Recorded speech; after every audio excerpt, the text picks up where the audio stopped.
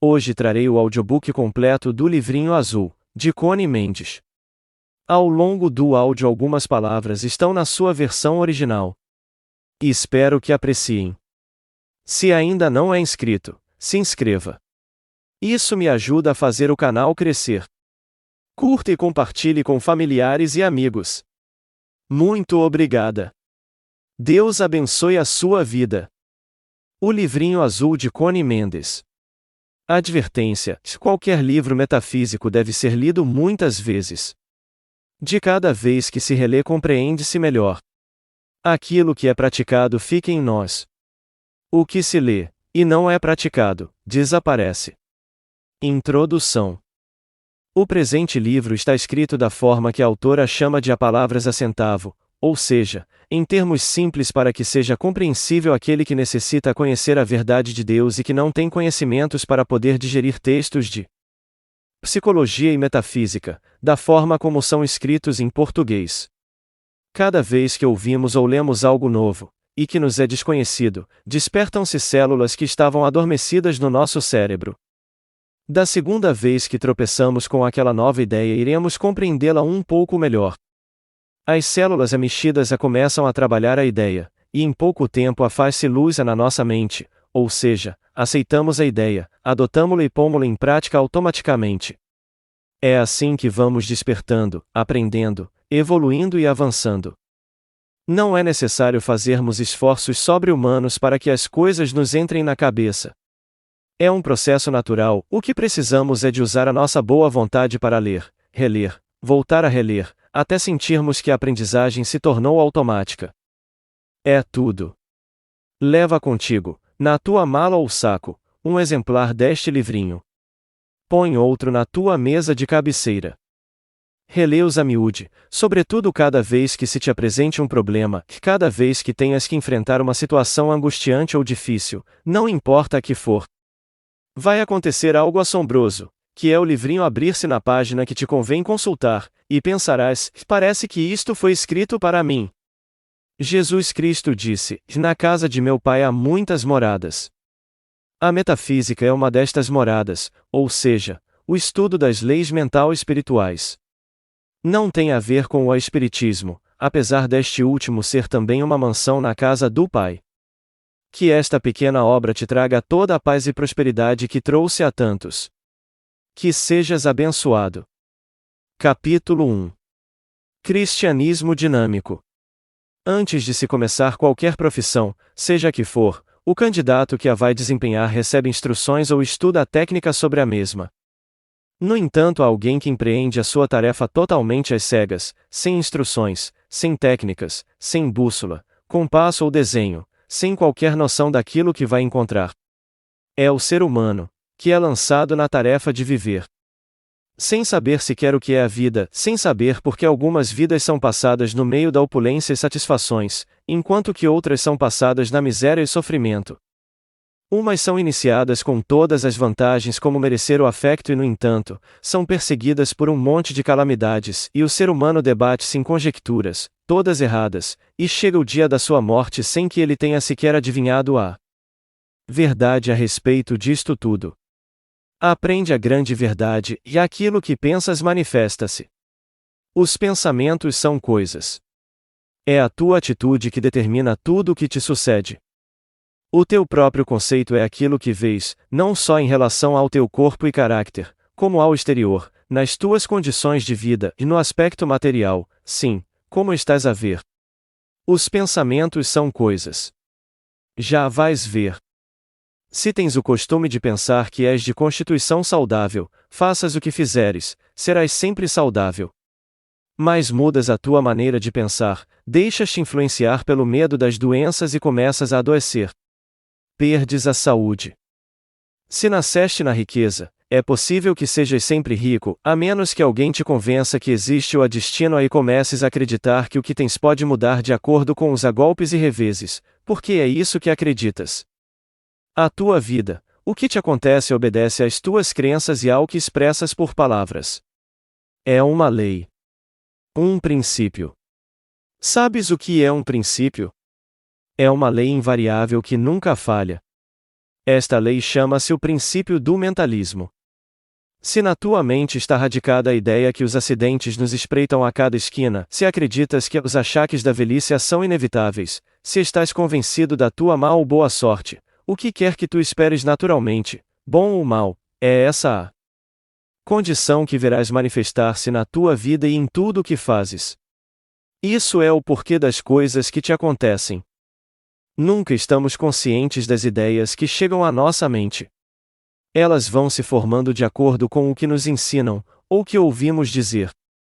Como quase toda a gente ignora as leis que governam a vida, as leis chamadas da criação, quase todos nós passamos as nossas vidas a fabricar condições contrárias, vendo tornar-se mal, aquilo que prometia ser tão bom, tateando, às cegas, sem bússola, timão ou compasso, culpando a vida dos nossos males, e aprendendo à força de golpes e pancadas, ou então atribuindo-os à vontade de Deus.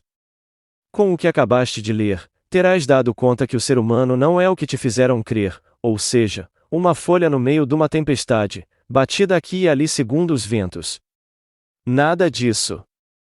A sua vida, o seu mundo, as suas circunstâncias, tudo o que ele é, tudo o que lhe acontece são criações dele mesmo e nada mais.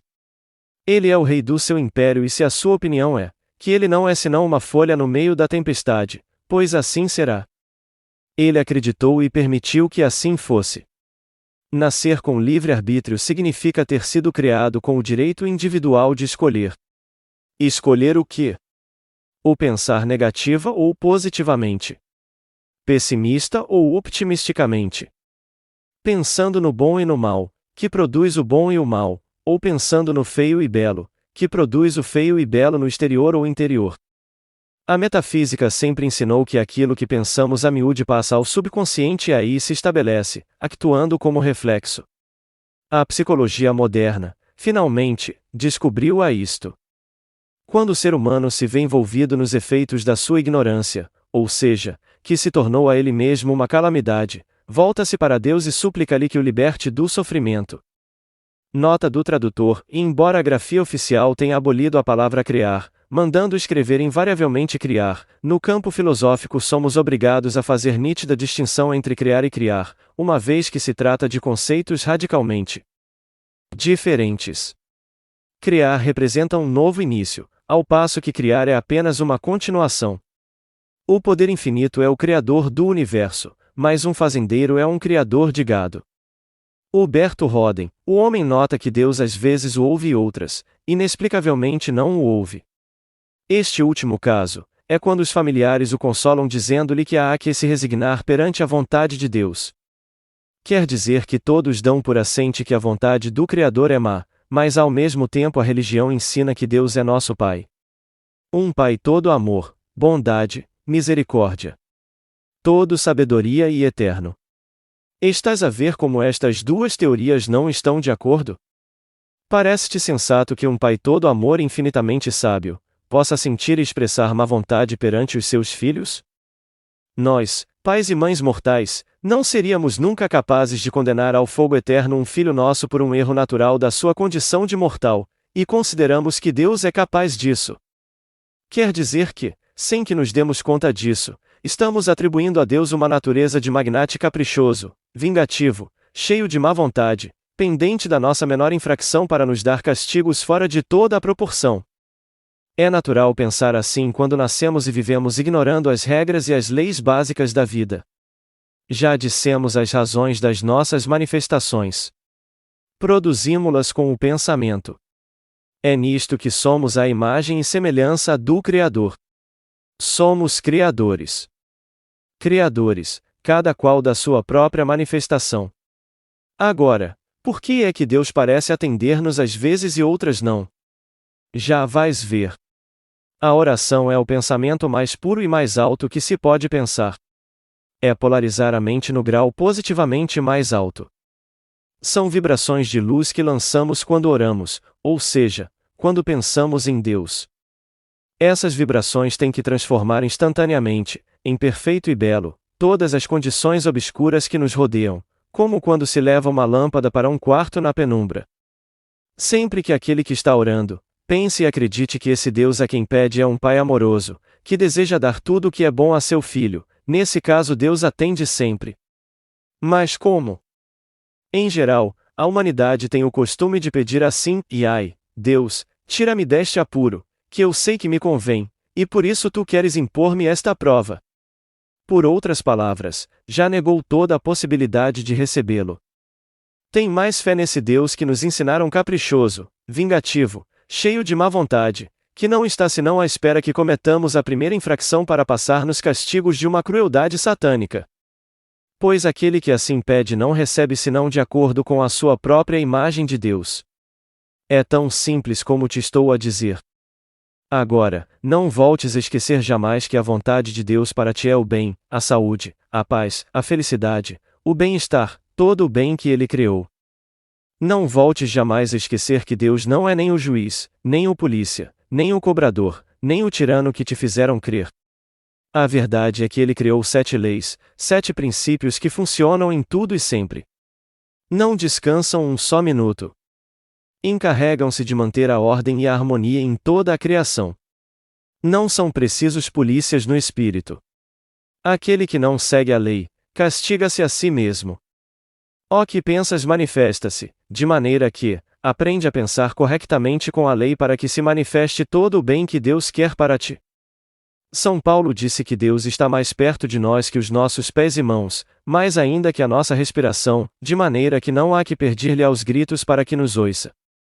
Basta pensar nele para que se comece a compor o que parece estar descomposto. Ele criou-nos. Ele conhece-nos melhor do que nos podemos conhecer a nós próprios. Ele sabe por que agimos desta ou daquela maneira e não está à espera que nos comportemos como santos quando apenas estamos a aprender a caminhar por esta vida espiritual. Vou pedir-te que não acredites em nada do que estou dizendo sem primeiro o comprovares. É teu direito divino e soberano.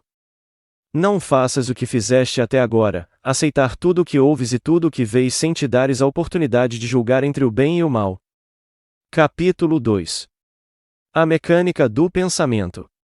Durante todo o dia e toda a noite pensamos uma infinidade de coisas distintas.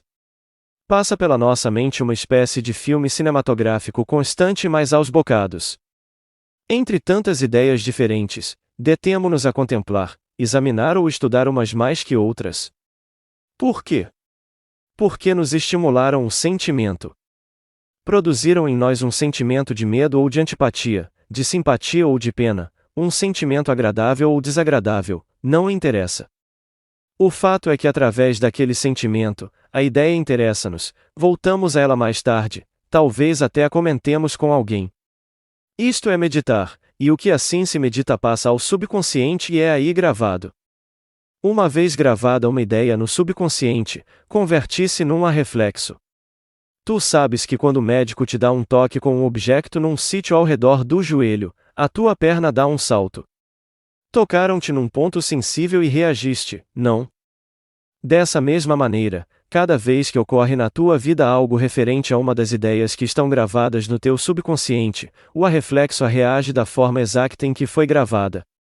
Tu adoptas uma atitude de acordo com o sentimento original que sentiste quando primeiro pensaste naquela ideia. Os metafísicos chamam a isto um conceito, ou seja, uma crença, uma convicção. O subconsciente não discerne. Não decide nada, não opina nem pensa por si só. Não tem poder para protestar, não tem vontade própria. Essas não são as suas funções. A sua única função é a de reagir pondo em ordem o reflexo que lhe foi dado. Ele é, neste sentido, um maravilhoso arquivador, secretário, bibliotecário automático que nem descansa nem falha nunca. Tampouco tem sentido de humor. Não sabe quando uma ordem foi dada a brincar ou a sério. De maneira que se o teu nariz é um tanto grande se tu, para fazer rir os outros, adoptas a brincadeira de chamar-lhe ao meu nariz de batata, por exemplo, como o subconsciente é um criado perfeito, não tem sentido de humor e só sabe obedecer. Incondicionalmente, tratará por todos os meios de cumprir a ordem que lhe deram as tuas palavras e o teu sentir, e verás o teu nariz parecer-se mais e mais a uma batata. A palavra metafísica quer dizer a para lá do físico, ou seja, a ciência que estuda e trata de tudo que é invisível aos sentidos físicos. Dá-te a razão de ser de tudo o que não compreendemos, de tudo o que é misterioso, e é exacta, como comprovarás à medida que vais lendo este livrinho. Repara, e lembraste da primeira vez que ouviste mencionar a palavra tosse? Não te lembras, pois não. Eras muito pequenino. A palavra foi dita pelos crescidos. E ensinaram-te a temê-la.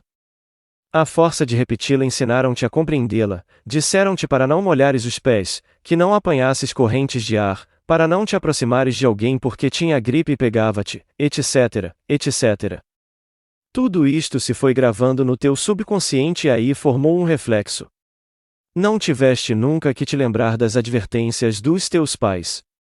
O dano estava feito. De ali em diante, o teu subconsciente brindou-te com uma gripe, o melhor que te conseguiu obsequiar, cada vez que te colocaste numa corrente de ar, cada vez que molhaste os pés, cada vez que te chegas perto de alguém engripado e cada vez que ouves dizer que anda por ali uma epidemia de gripe. Por culpa dos teus mais velhos, por aquilo que ouviste os outros dizer, pelo que leste nos jornais e viste nos anúncios, na rádio e televisão, e sobretudo porque ignoras a verdade metafísica da vida, aceitaste estas ideias erradas que se converteram em reflexos que actuam sem premeditação tua, automaticamente, e que são a causa de todos os males que cercam o quadro da tua vida. Possuis um carregamento volumoso de ideias feitas, que afetam todos os departamentos da tua vida, corpo, alma e mente. Se não as tivesses aceite, sim, pelo direito que te dá o teu livre-arbítrio, de escolher, aceitar ou rejeitar, se não tivesses aceite o negativo, não há germe nem vírus, nem poder no mundo, que tivesse podido atacar ou convencer o teu subconsciente para que actuasse de forma diferente daquela que tu permitiste. A tua vontade, negativa ou positiva, é o ímã que atrai para ti os germes, as circunstâncias adversas ou as boas. Como já dissemos, a tua atitude negativa ou positiva perante os factos, determinam os efeitos sobre ti. Capítulo 3. A fórmula infalível.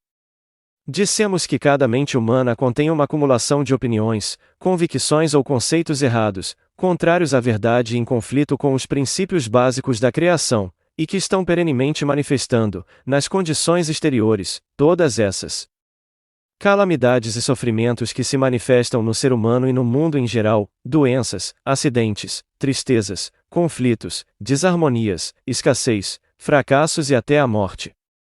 Felizmente nada disso se ajusta na verdade do ser.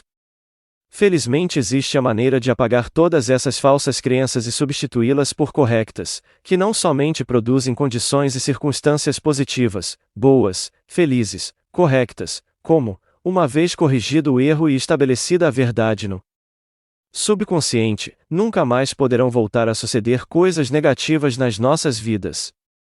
A ordem foi trocada. O ímã mudou de polo. É absolutamente impossível atrair algo em que não se encontre já a sua correspondência em nós. A fórmula infalível é a seguinte: cada vez que te acontece algo indesejável, que adoeças, que tenhas um acidente, que te roubem, que te ofendam, que te incomodem, ou que tu sejas a causa de algum mal em relação a outro ou a ti mesmo, se fores afligido por um defeito físico, ou moral, ou de caráter, se te desagrada alguém, se o detestas ou se o amas demasiado e sofres por isso, se te torturam, se te apaixonas por alguém que pertença a outro, se és vítima de uma injustiça ou vítima do domínio de outro, a lista é interminável de forma que põe tua condição que te está a afetar, conhece a verdade. Jesus Cristo, o maior de todos os mestres da metafísica disse: conhecei a verdade e ela vos fará livres. A verdade, a lei suprema é a harmonia perfeita, a beleza, a bondade, a justiça, a liberdade, a saúde, vida, inteligência, sabedoria e amor. Todo o oposto é aparência. É contrário à lei suprema da harmonia perfeita, logo é mentira porque é contrário à verdade. Jesus Cristo, o maior de todos os mestres da metafísica disse: conhecei a verdade e ela vos fará livres. A verdade, a lei suprema é a harmonia perfeita, a beleza, a bondade, a justiça, a liberdade, a saúde, vida, inteligência, sabedoria e amor. Todo o oposto é aparência. É contrário à lei suprema da harmonia perfeita, logo é mentira porque é contrário à verdade. O teu eu superior é perfeito. Agora e sempre foi perfeito. Não pode adoecer porque é vida. Não pode morrer pela mesma razão. Não pode envelhecer. Não pode sofrer. Não pode ter medo. Não pode pecar. Não tem que lutar. Não pode mudar nunca. É belo. É amor, inteligência, sabedoria. Essa é a verdade. É a tua verdade, a minha, a de todos os seres humanos, agora. Não é que o ser humano seja Deus. Assim como uma gota de água do mar não é o mar. Mas contém tudo o que forma e contém o mar, num grau infinitesimal, e para um átomo, essa gota de água é um mar. Qualquer coisa que estejas manifestando, que te esteja a acontecer contrária à harmonia perfeita, o que tu mesmo estejas fazendo ou sofrendo que seja contrário à lei da harmonia perfeita, deve-se a uma crença errada que tu criaste, já o sabes, e que, por reflexo, estás atirando para fora e atraindo o seu igual do exterior. Não tem nada que ver com o teu eu superior. Esse continua perfeito. As suas condições e a sua situação são perfeitas. Agora, em cada uma das circunstâncias enumeradas acima, deves recordar o que eu acabo de dizer e depois dizer mentalmente ou em voz alta, como quiseres, não o aceito. Dilo com firmeza, mas com infinita suavidade. Os trabalhos mentais não necessitam de força física. Nem o pensamento nem o espírito têm músculos. Quando disseres a não o aceito, falo como se dissesses a não me apetece, tranquilamente, mas com a mesma convicção e firmeza, sem gritar, sem violência, sem movimento e sem brusquidão. Faço-me entender. Depois de teres dito a não o aceito, lembra-te que o teu eu superior é perfeito, que as suas condições são perfeitas. Agora diz, e declaro que a verdade deste problema é harmonia, amor, inteligência, justiça, abundância, vida, saúde, etc. Qualquer que seja o oposto à condição negativa que se está manifestando nesse momento. Obrigado, Pai, que me ouviste. Não deves acreditar cegamente no que estás lendo. Deves comprová-lo tu mesmo. Em linguagem metafísica, isto chama-se a um tratamento. Depois de qualquer tratamento, há que se conservar a atitude a quando da declaração. Não se pode permitir que haja dúvida a respeito da eficácia do tratamento, nem se pode voltar a expressar por palavras os conceitos, opiniões e crenças antigas, porque se destrói e se anula o tratamento. O propósito é de transformar o padrão mental que tem estado a dominar o subconsciente, ou seja, o clima mental em que tens vivido, com toda a tua série de circunstâncias negativas. São Paulo disse: sois formados pela renovação da vossa mente. Esta renovação faz-se mudando toda a crença antiga, à medida que se vão apresentando perante a nossa vida, ou a nossa consciência com o conhecimento de desacordo com a verdade. Temos convicções que estão tão arraigadas que são aquilo a que se chama em linguagem metafísica a cristalizações. Estas requerem mais trabalho que as outras. Mas cada negação ou afirmação a que se faça em relação a estas cristalizações vão apagando o desenho original, até que este desaparece totalmente e não fica senão a verdade. Verás os milagres ocorrerem na tua vida, no teu ambiente e nas tuas condições. Tu não tens defeitos, senão aparência de defeitos. O que vês como defeitos morais ou físicos, são transitórios, porque ao a conhecer a verdade do teu eu verdadeiro, teu Cristo, teu ser superior, perceberás que és um perfeito Filho de Deus, feito à semelhança do Pai, e começam a apagar-se as imperfeições que estás apresentando ao mundo. É um feito constatável. Todo estudante de metafísica cristã pode corroborar o que acabo de dizer. Esta é a grande verdade. Nunca a esqueças. Começa agora mesmo a praticá-la. Quanto mais se pratica, mais se realiza, mais se cresce e mais feliz te sentirás. Lembra-te.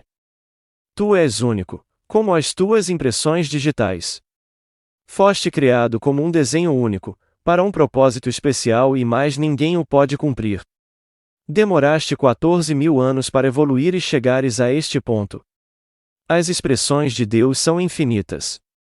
Tu e eu somos só duas dessas infinitas expressões. O teu Cristo é um ser inteligente que te ama com delírio e que espera há séculos que o reconheças. Chegou o momento. Fala-lhe, consulta-o e espera as suas respostas. É o guia e mestre, único para ti. Quando conseguires compreender, aceitar e praticar esta verdade, nascerá Cristo em ti. É o que está profetizado para esta era. É o Messias. Jesus não vai voltar a nascer agora. Cada um vai encontrar o Cristo na sua consciência e no seu coração, tal como aconteceu com Jesus. Por isso o chamaram de Jesus Cristo. Capítulo 4. O decreto. Cada palavra que se pronuncia é um decreto que se manifesta no exterior. A palavra é o pensamento falado. Jesus disse duas coisas que não foram levadas a sério. Uma, pelas tuas palavras serás condenado e pelas tuas palavras serás justificado. Isto não significa que os outros nos julgarão por aquilo que dizemos, apesar disto também ser verdade, como já terás compreendido. O mestre ensinava metafísica, só que o povo não estava ainda suficientemente maduro para o entender. Em várias ocasiões advertiu-o, dizendo que tinha ainda muitas outras coisas a dizer, mas que não seriam compreendidas. Noutras ocasiões disse que aquele que tivesse ouvidos para ouvir, ouviria.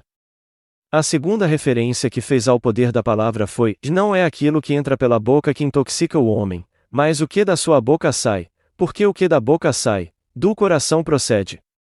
Mais claro não pode ser expresso. Proponho-te que tenhas atenção a tudo o que decretas num só dia. Vamos recordar-te. Os negócios estão péssimos. As coisas andam muito mais. A juventude está perdida. O trânsito está impossível. O trabalho está insuportável. Não se consegue emprego. Não deixes isso por aí porque senão és roubado. Os ladrões estão a assaltar em todas as esquinas. Tenho medo de sair. Cuidado que cais. Cuidado que te matas. Ainda vais ser atropelado. Vais partir isso. Tenho muito azar. Não posso comer isso porque me faz mal. A minha memória é fraca. A minha alergia. A minha dor de cabeça. O meu reumatismo. A minha má digestão. Esse tipo é um bandido. Essa é uma desgraçada. Tinha que ser, pois. Não te surpreendas nem te queixes se ao expressá-lo vês acontecer. Tu o decretaste. Deste uma ordem que tem que ser cumprida.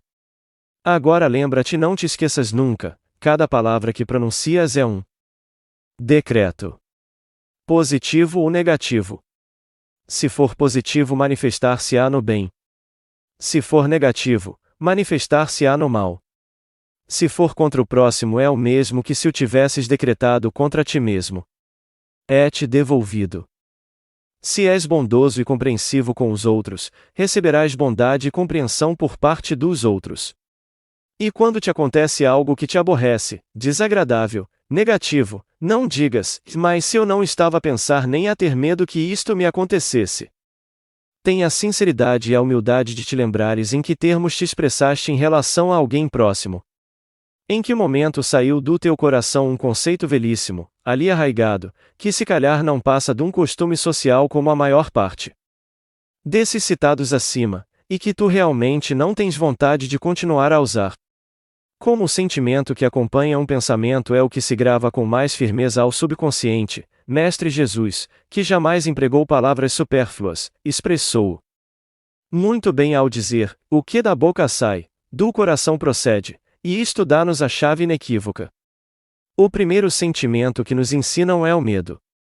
Ensinam-nos primeiro os nossos pais e depois os nossos professores de religião. Ao sentirmos medo, nosso coração acelera. Costumamos dizer: a por pouco saía-me o coração pela boca, para demonstrar o grau de medo que sentimos em dado momento. O medo é o que está por detrás de todas as frases negativas que te citei acima. São Paulo disse: e somos transformados pela renovação das nossas mentes. Cada vez que te deis conta de estar a dizer uma frase negativa, saberás o gênero de conceito errado que possuis arraigado no subconsciente, e saberás a que gênero de sentimento obedece, e medo ou desamor. Acaba com ele, limpa-o, negando-o por mentiroso e afirma a verdade se não queres continuar a manifestá-lo no teu exterior. Ao fim de pouco tempo usando esta prática, notarás que a tua linguagem é outra. Que o teu modo de pensar é outro. Tu e a tua vida se transformarão pela renovação da mente. Quando estiveres reunido com outras pessoas, darás perfeita conta do gênero de conceitos que possuem e poderás constatá-los em tudo o que lhes acontece.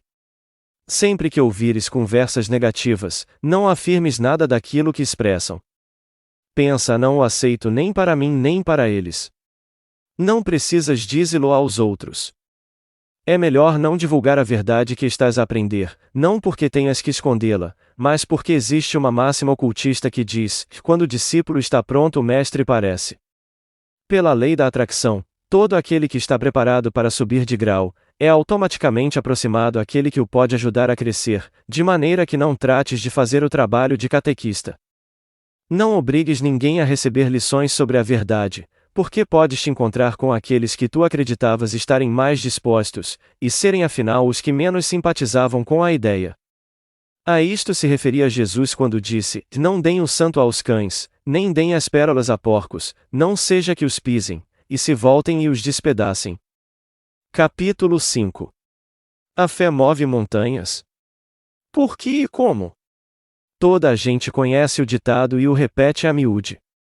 Repetem-no como o papagaio, pois não sabem o que significa, nem por quê, nem como isso é, que a fé move montanhas. Poucos sabem que o medo também move montanhas. O medo e a fé são uma mesma força. O medo é negativo e a fé é positiva. O medo é a fé no mal. Ou seja, a convicção de que vai acontecer o mal. A fé é a convicção de que o que vai acontecer é bom, ou que vai acabar bem. O medo e a fé são as duas caras da mesma moeda. Repara, tu nunca temes que te aconteça algo de bom. Nem nunca dizes: tens fé em que te vai acontecer o mal. A fé é sempre associada a algo que desejamos, e não creio que tu desejes algo de mal para ti. Tens medo disto, não é? Tudo o que temes atrás e acontece-te. E, quando te acontece, geralmente dizes com um ar triunfante: pois, eu já sabia. Eu pressenti, e sais a correr a contar e repetir, para dar lustre aos teus dotes de clarividente. E o que na realidade aconteceu, é que o pensaste com medo. Pressentiste? Claro. Pressentiste. Tu mesmo o estás a dizer. E tu sabes que tudo o que se pensa sentindo ao mesmo tempo uma emoção, é o que se manifesta ou se atrai. Tu mesmo o antecipaste e o esperaste. Antecipar e esperar é fé. Agora repara, que tudo o que tu esperas com fé vem a ti, sucede-te. Então, se sabes que isto é assim, o que te impede de usar a fé para tudo o que desejas, e amor, dinheiro, saúde, etc, etc? É uma lei natural. É uma ordem divina. Jesus Cristo ensinou-o com as seguintes palavras que tu conheces: tudo o que pedirdes em oração e acreditando, o recebereis. Não fui eu que inventei isto. Está no capítulo número 21, versículo 22 de São Mateus. E São Marcos o expressa ainda mais claro: tudo o que pedirdes orando, crê que o receberás e vos chegará. São Paulo disse-o por palavras que não têm outra interpretação, e a fé é a certeza daquilo que se espera, a convicção daquilo que se vê. Mais acima disse-te que a fé é a convicção do bem. Agora, digo-te que a convicção vem do conhecimento. Supunhamos que tu vives na província e que nunca foste à capital. Queres ir à capital, apanhas o comboio, o autocarro ou o avião. Sabes onde fica a capital e como te dirigires a ela. Um dia vais até a capital e utilizas a melhor forma de lá chegares, mas pelo caminho não vais com medo de um desvio para a lua, pois não? Se fosses um índio selvagem, poderias estar a tremer de medo por desconhecer totalmente o que te estava a acontecer. Mas, sendo uma pessoa civilizada, vais calmo, sabendo que a tal ou tal hora chegarás à capital. O que é que te dá essa fé? O conhecimento. A ignorância dos princípios da criação é o que faz com que o mundo tema o mal, não saiba empregar a fé e nem sequer saiba o que ela é. A fé é convicção, segurança, mas estas têm que estar baseadas no conhecimento de algo. Sabes que existe a capital e vais até ela. Por isso sabes que não irás parar à lua. Agora sabes que quando desejas algo, se tens medo de não o obter, não o obterás. Se o negas antes de o receber, como no exemplo já dado, da oração que faz a Deus a generalidade da humanidade, meus Deus, concede-me tal coisa, apesar de eu saber que não mo vais conceder porque vais achar que não me convém. Não o obterás porque o negaste de antemão. Confessaste que não o esperas. Deixa-me dar-te a fórmula metafísica para se obter qualquer coisa que se deseje. É uma fórmula. Temos que a empregar para tudo. Comprova-a por ti mesmo. Não acredites em mim cegamente. Eu desejo tal coisa. Em harmonia para todos e de acordo com a vontade divina. Sob a graça e de forma perfeita. Obrigado, Pai, que me ouviste. Agora não duvides por um só instante. Empregaste a fórmula mágica. Cumpriste com a lei completa e não tardarás em ver o teu desejo manifestado. Tem paciência. Quanto mais tranquilo esperares, mais depressa verás o resultado. A impaciência, a tensão e o pôr-se a empurrar mentalmente, destroem o tratamento. A fórmula é o que em metafísica se chama um tratamento. Para que saibas o que fizeste ao repetir a fórmula, vou explicar-te o processo detalhadamente. Ao dizeres em harmonia para todos, eliminaste todo o perigo de que a tua conveniência prejudicasse outros, não te sendo possível desejar o mal a outros. Ao dizeres de acordo com a vontade divina, se o que tu desejas é menos perfeito para ti, verás suceder algo muito melhor do que esperavas. Neste caso, significa que o que estavas a querer não ias achar suficiente, não iria resultar em tão bom quanto tu pensavas. A vontade de Deus é perfeita. Ao dizeres sob a graça e de maneira perfeita, é fechado um segredo maravilhoso. Deixa-me dar-te um exemplo daquilo que acontece quando não se sabe pedir sob a graça e perfeição. Uma senhora necessitava urgentemente de um montante em dinheiro, e pediu-o para o dia 15 do mês. Tinha fé absoluta de que o receberia, mas o seu egoísmo e indiferença não a inspirou para pedir considerando mais qualquer coisa. No dia seguinte ao pedido, a sua filha foi acidentada por um carro, e no dia 15 do mês ela recebeu a quantia exata que tinha pedido. Teve que pagá-la a companhia de seguros pelo acidente da filha. Ela trabalhou a lei contra ela mesma.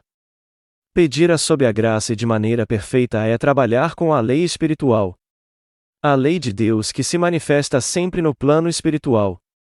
Aí, no plano espiritual, tudo é perfeito, sem obstáculos, sem inconvenientes, sem tropeços nem males para ninguém, sem lutas nem esforços, suavezinho, suavezinho. Tudo com grande amor, e essa é a nossa verdade.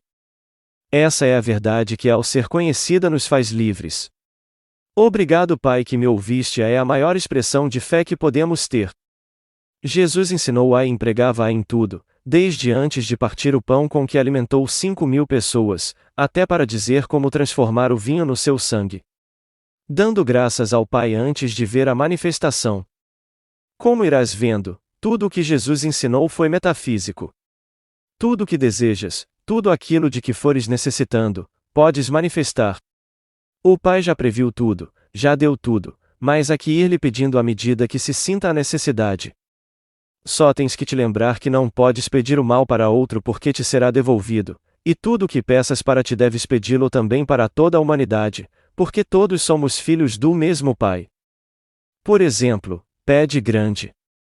O Pai é muito rico e não gosta de mesquinhez. Não digas ai, Deus Pai, dá-me uma casinha. Só te peço uma casinha, mesmo que seja pequenina, quando na realidade tu necessitas de uma casa muito grande porque a tua família é numerosa. Não receberás senão aquilo que pedes. Assim, pedes, Pai, dá-me a mim e a toda a humanidade todas as maravilhas do teu reino, e agora faz a tua lista.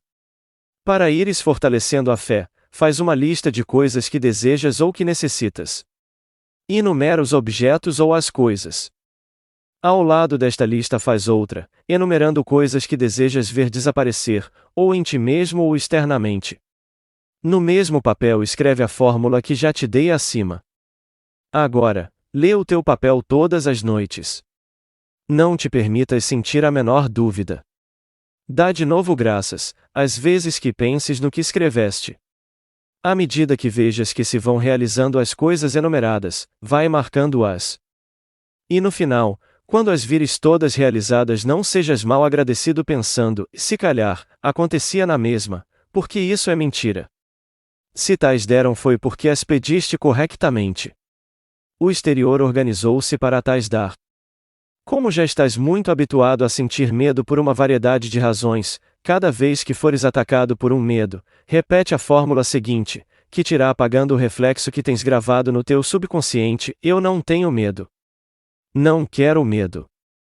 Deus é amor e em toda a criação não há nada que temer. Eu tenho fé. Quero sentir fé. Um grande mestre dizia: a única coisa que se deve temer é o medo. Deves repetir esta fórmula mesmo que estejas a tremer de terror. Nesse momento, com mais razão. Somente o desejo de não ter medo e o desejo de ter fé bastam para anular todos os efeitos do medo e para nos posicionar no polo positivo da fé. Suponho que já conheces o princípio psicológico que diz que, quando se apaga um hábito, há que substituí-lo por outro. Cada vez que se nega ou expulsa uma ideia cristalizada no subconsciente, ela é um pouco apagada. O pequeno vazio que assim se faz, tem que ser preenchido imediatamente com uma ideia contrária. Senão, o vazio atrairá ideias do mesmo tipo e que estão sempre suspensas na atmosfera, pensadas por outros. Pouco a pouco irás vendo que os teus medos desaparecem, se é que tens a vontade de ser perseverante, repetindo a fórmula em todas as circunstâncias que se vão apresentando. Pouco a pouco irás notando que unicamente te acontecem as coisas como tu querias. Pelos seus frutos os conhecereis, disse Jesus. Esta grande ferramenta, o poder do decreto, atrai a nossa atenção na extraordinária história da criação que encontramos nos primeiros capítulos de Gênesis na Bíblia. Sugiro que arranjes algum tempo para ler este maravilhoso relato. Durante a leitura darás conta que o homem, quero dizer tu e eu, não foi criado para ser a peça do jogo das circunstâncias, a vítima das condições ou um malandro empurrado de um lado para o outro por poderes fora do seu controlo. Em vez disto, vemos que o homem ocupa o pináculo da criação, que longe de ser o mais insignificante do universo é, pela mesma natureza dos poderes com o qual foi brindado pelo seu Criador, a suprema autoridade designado por Deus para reger a terra e toda a coisa criada. O homem está dotado dos mesmos poderes do Criador, porque é feito à sua imagem e semelhança. O homem é o instrumento pelo qual a sabedoria, o amor, a vida e o poder do Espírito Criador se expressa em plenitude. Deus situou o homem num universo que responde e obedece, incluindo o seu corpo, os seus assuntos, o seu ambiente, sem outra alternativa senão a de levar a efeito os éditos ou decretos da sua suprema autoridade. O poder de decretar é absoluto no homem, o domínio que Deus lhe deu, irrevogável, e ainda que a natureza básica do universo seja boa na avaliação feita pelo Criador, pode aparecer perante o homem, somente como ele decretou que apareça. Vemos que, enquanto o homem foi obediente ao seu Criador, manteve o seu poder de pensar e fazer decretos ao tom do espírito do bem que é a estrutura da criação, viveu num universo de bem, num jardim de Éden.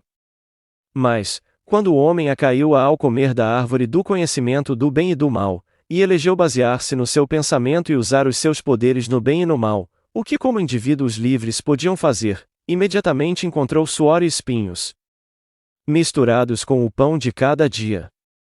Desde a caída, o homem atarefou-se a declarar o seu mundo bom ou mau, e as experiências tornaram-se de acordo com os seus decretos. Isto demonstra, evidentemente, como responde o universo e quanto completo e de grande alcance é o domínio e a autoridade do homem. Capítulo 6. Amor. Só te falta este capítulo para ficares a conhecer o primeiro princípio da criação, o princípio do mentalismo, cujo lema é: a tudo é mente. Jesus Cristo disse: e sois deuses, a Evangelho João, 10:34.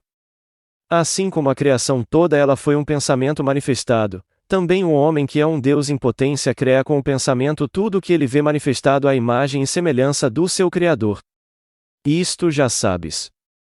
Também sabes a mecânica desta criação mental, o caráter, positivo ou negativo, daquilo que foi criado, a força, fé ou medo, que determina o caráter, a forma de mudar o aspecto exterior daquilo que criaste, negando e afirmando, o poder da palavra que é o pensamento falado e que por isso confirma as ordens que deste com os teus pensamentos e finalmente a fórmula infalível para criar, manifestar e obter o melhor, o mais alto, o perfeito, conhecendo a verdade, em acatamento da ordem do Mestre Jesus. Sabes que esta verdade é de que fomos criados perfeitos, por um Criador perfeito, com a essência perfeita dele mesmo, com livre-arbítrio para criar de maneira positiva ou negativa. Assim sendo, o Amau não é uma criação de Deus. Não possui qualquer poder perante a verdade, que desaparece ao substituir o pensamento e usar a palavra positiva. Jesus disse: não resistirás ao mal, a São Mateus 5:39, ou seja, que dominaríamos o mal com o bem. A verdade única é o bem. De agora em diante não poderás jamais voltar a culpar ninguém daquilo que te acontece. Terás que te olhar frente a frente e perguntar: qual foi o meu clima mental nesta circunstância? Fui positivo ou negativo? Senti fé ou medo? Que espécie de decretos lancei com as minhas palavras? Por seus frutos os conhecereis. Terás sinceramente que contestar a verdade? Agrada-te o que vês? Ou desagrada-te? Tu o dirás. Na metafísica cristã, dizemos que Deus possui 7 aspectos: e amor, verdade, vida, inteligência, alma, espírito e princípio. Como vês, todos estes aspectos são estados invisíveis, portanto mentais. Não os podemos ver nem tocar. Sentimos e apreciamos os seus efeitos. Existem, atuam, são reais, são coisas e ninguém o pode negar. Ao amor disse ser o caráter de Deus, o primeiro aspecto de Deus, a força mais potente de todas as forças e a mais sensível. Poucas pessoas sabem o que é realmente o amor. A maioria pensa que é aquilo que se sente em relação aos pais, aos filhos, aos cônjuges, aos namorados, etc. Afeto, carinho, atração, antipatia e ódio, são todos diferentes graus de uma mesma coisa, sensação. O amor é muito complexo e não se pode definir com uma só palavra, porque no nosso planeta entende-se por amor a sensação, apesar de esta não ser senão o bordozinho exterior do amor. Trataremos de levar a sensação o mais perto que se possa do amor, para começar a compreendê-lo. O ponto central da escala que vai do ódio até ao sentimento que aqui chamamos a amor, é a tolerância e a boa vontade. Parece uma contradição, mas quando se a ama muito ou demais, faltam a tolerância e a boa vontade. Ou seja, que tanto o excessivo amor como o excessivo desamor são a negação da tolerância e da boa vontade. Jesus disse: paz aos homens de boa vontade, o qual implica que, o que passe daquele ponto não encontra paz. A paz está no centro, o perfeito equilíbrio, nem de mais nem de menos, em tudo. Todos os excessos, mesmo o excesso de bem, excesso de dinheiro, de amor, de caridade, de oração, de sacrifício, etc., desequilibram o prato da balança, possuem mais peso num dos lados e tiram a paz. Quando o Gênesis diz: de todos os frutos do paraíso podeis comer, salvo o fruto da árvore da ciência do bem e do mal, refere-se precisamente a isto. O tronco da árvore simboliza o centro, o equilíbrio. Os ramos partem deste centro, desprendendo-se para todos os lados, produzindo frutos. Alguns se manifestam bons, outros maus. Simbolizam os extremos, o excesso em todos os aspectos, pois Deus, que tudo criou, declarou toda a sua obra boa, a lê no Gênesis, e só menciona a palavra mal quando se refere ao excesso. Um parênteses para recomendar que leias e medites o capítulo 3 de Eclesiastes, que começa assim: tudo tem o seu tempo. Bíblia. Voltemos ao amor. Aquelas mães que dizem amar tanto os seus filhos que não os permitem separar-se do ninho, nem casarem-se, nem actuarem independentemente delas quando são já homens e mulheres adultos, não. São egoístas e o que sentem é desejo de poder. Como aquelas noivas esposas que sofrem torturas dos seus parceiros. Esse tipo de amor não é outra coisa que excesso de sentimento. Ultrapassa a medida e por isso, vão muito além da tolerância e da boa vontade.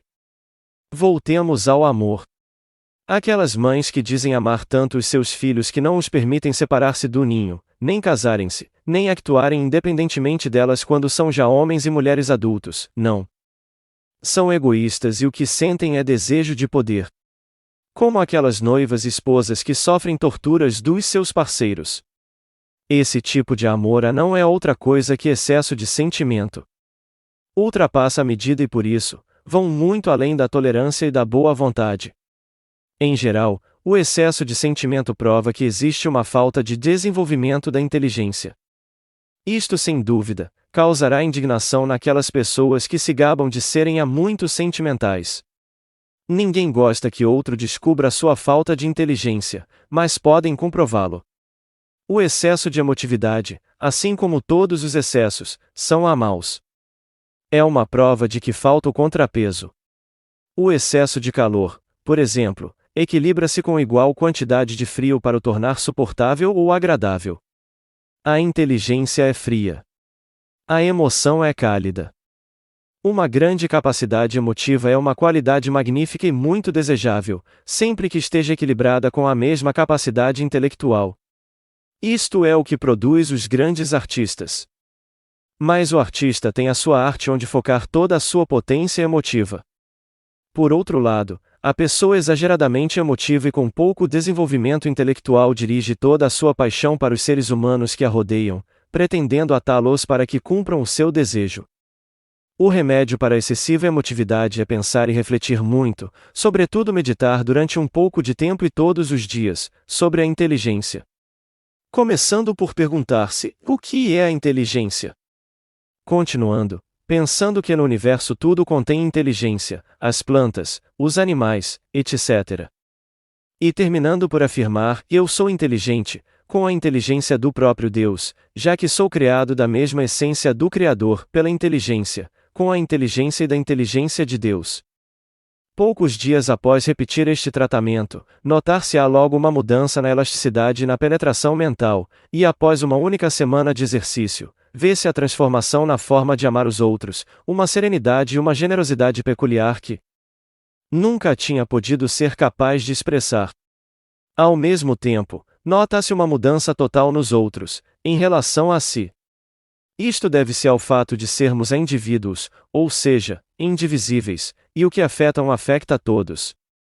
O escalão que conseguires atingir tu, ajudará toda a humanidade. Agora, vamos tratar do inimigo número 1 da humanidade, o ressentimento e o rancor, para não dizer o ódio. Quase não existem seres humanos que estejam isentos de ressentimentos, sem saber que isto amargura toda a vida, influencia negativamente toda a manifestação e é a causa de todas as decepções que sofremos, mesmo quando se aprende a negar e afirmar, a conhecer a verdade, a vigiar e corrigir os pensamentos e as palavras. Um só ressentimento, um rancor gravado no subconsciente e na alma, atuam como uma frequência de fel emanando a sua gota de amargura, abrangendo tudo e contrariando sucessivamente os nossos maiores desejos. Nada, nem a demonstração mais perfeita pode perdurar enquanto exista esse foco infeccioso frustrando o nosso próprio ser. A Bíblia, as igrejas, as religiões, cansam-se de advogar pelo perdão e amor pelos inimigos. E tudo em vão enquanto não nos ensinam a forma prática de impormos o perdão aos que nos ferem. Ouve-se muito dizer: eu perdoo, mas não consigo esquecer. Mentira. Enquanto alguém se lembrar do dano, não perdoou. Vamos dar a fórmula infalível para perdoar e esquecer ao mesmo tempo, para nossa própria conveniência, já que isto nos leva ao ponto central do equilíbrio, o ponto da tolerância e da boa vontade, sendo este esforço amor. São João, o apóstolo do amor, disse: o amor é o cumprimento da lei. Cumprir com a lei do amor é cumprir com todas as leis. É estar com Deus, em Deus, é sermos ditosos, satisfeitos e completos em todas as nossas manifestações. O meu mestre dizia: o homem que ama bem é o homem mais poderoso do mundo. E aqui está a receita para bem amar, que cada vez que sintas algo desagradável perante outro, ou então que te encontres resistindo a algo que te tenham feito, ou que reconheças um pequeno rancor ou um desejo de vingança, deliberadamente lembra-te, não. É tratar de esquecer a coisa de agora, mas lembra todo o bem que conheces daquela pessoa. Trata de reviver os bocados agradáveis que gozaste na sua companhia, em tempos passados, anteriores ao momento que tirou. Insiste em rememorar o bom, as suas boas qualidades, a forma como pensavas nela. Se conseguires rir-te de alguma piada que ela tenha dito ou de algo cômico que gozaram juntos, o milagre foi feito. Se não bastar com um só tratamento, repete-o tantas vezes quanto seja necessário para apagares o rancor ou ressentimento. Convém fazê-lo até 70 vezes 7. Este é o cumprimento da lei dada por Jesus: não resistirás ao mal. Isto é voltar ao outro prato da balança. É amar os inimigos, bendizer os que nos maldizem, fazer bem aos que nos aborrecem e orar por aqueles que nos ultrajam e perseguem, sem nos expormos a que nos pisem.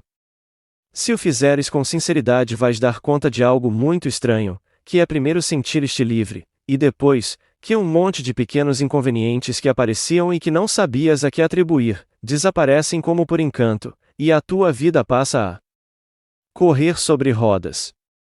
Além de que te verás amado por toda a gente, mesmo por aquelas pessoas que antes não gostavam muito de ti. Decretos e afirmações ou a técnica dos tratamentos metafísicos. O que se segue destina-se a ensinar-te a formulares as tuas orações, que em metafísica chamamos de tratamentos. Como passamos o dia a pensar e a decretar, todos os dias oramos, de forma negativa ou positiva, criando, portanto, as nossas próprias condições, estados e sucessos. O importante é manter o ânimo que expressa a oração. Se depois de afirmar deixas regressar ao polo negativo, destróis o efeito da oração. Cuida dos teus pensamentos. Cuida das tuas palavras. Não te deixes arrastar por aquilo que os outros expressam. Lembra-te que eles ignoram o que tu já vais sabendo. O que pensas e pedes para ti, pensa-o também para os outros. Todos somos um em espírito e essa é a forma mais efetiva de dar. Melhor que pão e limonada, que só duram uns instantes, enquanto que a verdade fica com a pessoa para sempre. Tarde ou cedo teu dom espiritual te chegará à mente consciente e terás feito o trabalho de salvação num irmão. O princípio do ritmo, que é a lei do pêndulo, o bumerangue, devolve-te o bem que fazes, assim como o mal que fazes. Disse que há um e Deus é a maioria, de maneira que uma só pessoa que eleve a sua consciência ao plano espiritual e reconheça a verdade na forma expressa mais elevada, é capaz de salvar da ruína uma organização, salvar uma comunidade de crise, uma cidade ou uma nação, porque atua no plano espiritual que é a verdade e esta domina todos os planos inferiores. Conhecei a verdade e ela vos fará livres. Perante uma doença própria de outrem não aceito esta aparência, nem para mim, nem para ninguém. Eu sou vida, em ti, em mim, em todo o mundo. Obrigado, Pai, por me teres ouvido. Repete esta afirmação cada vez que chegue à mente o caso que te fez expressá-la. Em caso de todos os medos não aceito o medo. Deus é amor. Eu sou seu filho, eu sou amor. Feito de amor, por amor. Obrigado, Pai, por me teres ouvido. Para casos de tristeza própria ou de outros não aceito isto. Eu sou a alegria. Eu sou, começa a enumerar tudo de bom que tens. Obrigado, Pai. Perante toda a manifestação de escassez não aceito esta aparência. O meu mundo contém tudo. Eu sou a abundância de tudo. Obrigado, Pai, porque hoje tenho tudo o que preciso. Perante tudo aquilo que contraria a paz mundial ou particular não aceito esta aparência de conflito. Eu sou a paz, a harmonia, a ordem. Todos somos um só. Perdoa-os, Pai, que eles não sabem o que fazem. Eu perdoo-os e perdoo-me. Obrigado, Pai, que me ouviste e sempre me ouves. Metafísica dos 10 Mandamentos. Inserimos aqui somente 2, o quinto e o sexto, entre as leis chamadas a de Deus a que vais estudar enquanto tiveres vontade de aprendê-las. Há uma que se chama a lei da correspondência. Não tem nada que ver com cartas nem com correio. Correspondência significa, neste caso, o que a corresponde a outra coisa, ou seja, igual a, e também é o que é o mesmo. Faço-me entender. Esta lei ordena que as condições de cada plano, ou cada estado de consciência, se encontram repetidas em todos os planos, em todas as partes. Por exemplo, estamos sempre desejando saber como são as características do digamos além. Esse além refere-se sempre ao plano superior da Terra, ou ao plano inferior da Terra. O lema desta lei é: como é em cima é embaixo, e como é embaixo é em cima. Quer dizer, que assim como na Terra temos governos, escolas, professores, problemas e formas de solucioná-los, mãos, pés, ouvidos, olhos, sons, tempo, espaço, flores e frutas. Enfim, já sabes o que se quer dizer com isto: em cada plano, em todos os planos ao correspondente a isto tudo, apesar desses outros planos serem invisíveis para os nossos olhos terrenos. A única diferença consiste em que à medida que se ascende de plano, as mesmas condições se tornam menos densas, mais amplas, digamos mais puras, mais bonitas, mais interessantes. Mas mais complicadas, porque em cada plano superior há mais uma dimensão do que no anterior. Isto não significa que nos será difícil viver num novo plano depois de abandonarmos o anterior. Não. Pela simples razão, que não é mais difícil para uma criança andar sozinho, depois de aprender a andar. O quinto mandamento na terra diz-nos: não matarás. Ensina-nos que não devemos matar. Não se deve. É mal. Mas, por que é mal? Na verdade, ninguém to diz. Simplesmente não deves matar. Vamos para um plano superior. Aí existe a mesma lei, só que ela diz-te: não matarás por mais que o tentes. Não somente não o conseguirás, como também a arma não encontra nada para matar, e é devolvido ao lugar donde saiu. Tu lançaste-o, fere-te ou corta-te a ti. Ora, isto tu não gostas nem te convém. Não voltarás a tentá-lo. Aprendeste a não matar. Agora vamos estudar o sexto mandamento: não roubarás. Segue o mesmo princípio. Na terra ensinam-nos que não se deve roubar. É mal. Tampouco se esclarece o suficiente. E no plano superior? O mandamento diz: não podes roubar o que não te pertence. Nem o tentes, porque não o conseguirás. Podes procurar um objeto igual, mas nunca aquele. Este não ficará contigo e regressará ao seu legítimo dono. Na terra estes mandamentos pareciam proibições. No próximo plano revelam-se como condições. Leis. Princípios. Não se podem quebrar. Que felicidade! Ninguém te pode matar nem roubar. Tu não consegues matar nada nem ninguém, não te podes apropriar do alheio, nem ninguém se pode apropriar daquilo que é teu. Mas esta é a única felicidade. Repara bem. Enquanto na terra tu já não eras capaz de matar nem roubar, estás preparado para aprender as condições do outro plano, que se chama de a consciência. Quer dizer que, quando se aprende a primeira lição, passamos para a segunda. Não é assim? Bem. Mas a grande felicidade é que quando tu aprendes a segunda, não é necessário que tenhas morrido e que estejas no outro plano superior. Estás vivo e andando aqui na terra. Aplicas a segunda lição, e te espantas ao ver que essas leis funcionam da mesma forma aqui na terra como no céu. Quer dizer que, quando tu sabes que a verdade é que ninguém te pode matar e que ninguém te pode roubar, ninguém te matará nem te poderá roubar. Ninguém pode levar o teu carro da tua porta mesmo que o deixes ligado. Ninguém te pode arrancar a carteira do braço, nem meter-se de noite em tua casa, nem cobrar-te mais do que a conta. Nada, nada, nada que não seja honesto te pode suceder. O que é teu? É teu e de mais ninguém. Vamos explicar por que em breves palavras. Por que é que não se pode matar? Porque a vida é isso precisamente, vida. Não é morte. A vida não morre. Seria um contrassenso. A vida é eternamente vida e jamais pode ser morte. Então, dirás tu, Que se passa comigo? Não morro nunca, posto que estou vivo? Exatamente. Tu estás na eternidade. Ninguém te pode tirar a vida. A tua vida é Deus. Quem é que tira a sua vida, a Deus? Por isso também não podes matar ninguém, pois continua vivendo mais vivo que nunca no plano seguinte. O mesmo contigo. Agora sabes que o que fazes na terra também te é devolvido. Por quê? Pela lei da correspondência.